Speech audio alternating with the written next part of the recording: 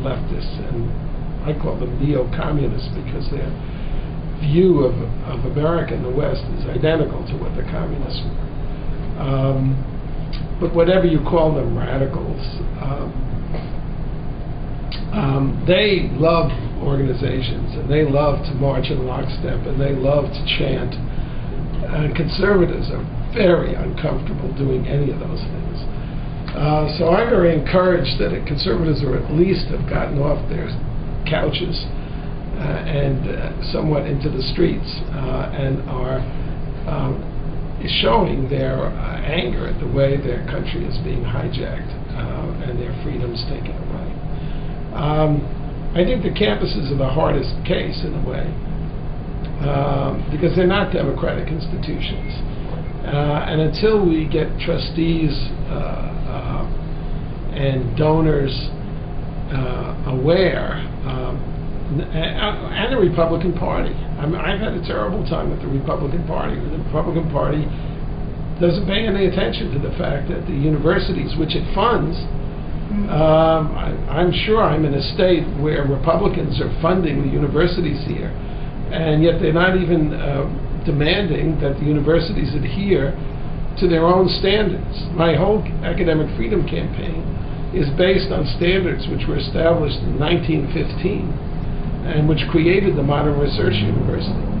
And at the University of Idaho or Idaho State or Boise State, all the science departments, all the professional schools adhere to these standards, which are, they're simple.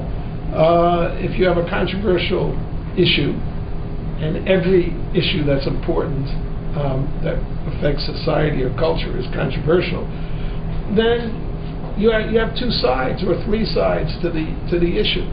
You don't have one side, one politically correct side.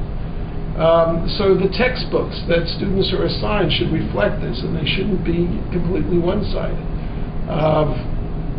Even at a conservative school, it's a private liberal arts college in a conservative state, the College of Idaho, flaming radicals, communists like Barbara Ehrenreich, and I use that with a small c. She's a democratic socialist, but she's a communist is what she is. Her book was assigned to all incoming freshmen.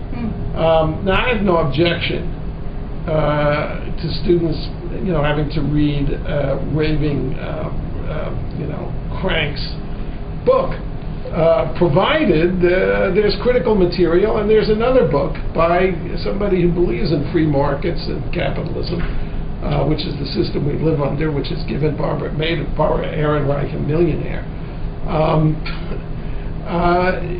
Two sides to the question. So my academic Bill of Rights just says those simple things, that speakers that are invited to campus should be represent more than one side of an issue.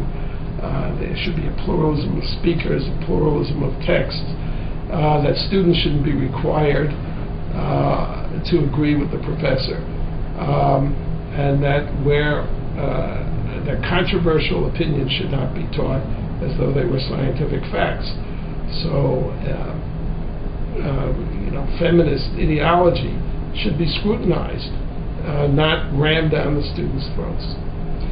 When we return from the break, I'd like to talk to you a little bit about your new, well, it's not new book, but your book, One Party Classroom. You cite more than 150 specific courses revealing how academic standards have been violated and showing the systematic indoctrination in radical political views in liberal arts curriculum. I'm Elizabeth Allan Hodge. The program is FYIdaho.